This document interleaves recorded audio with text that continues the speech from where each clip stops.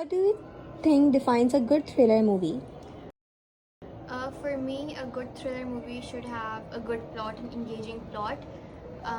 Acting should be good, the music choice should be good. For example, in Alfred Hitchcock movies, the music is awesome. Then the ending should be nice.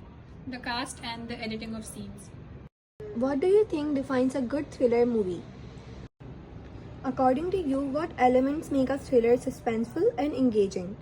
I think the plot, it should be engaging, it should be captivating, because if the plot weakens up over time, then the audience will obviously lose interest. The plot How and the important ending is the and build-up of intensity tension in a music thriller? and lighting. Do you prefer It is thriller very with important, psychological so twist that or we ones continue that watching focus the more whole on movie. action and crime? Psychological twist, because I'm not much interested in action. Okay.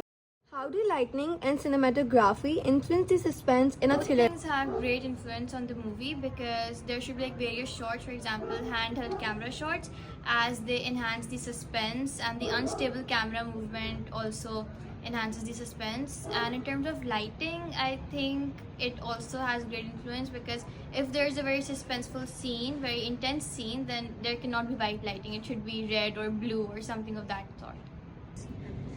Thriller movies should really have fast cuts and different kind of lighting, like red lights and blue lights, so that it keeps you engaged and you do not get bored.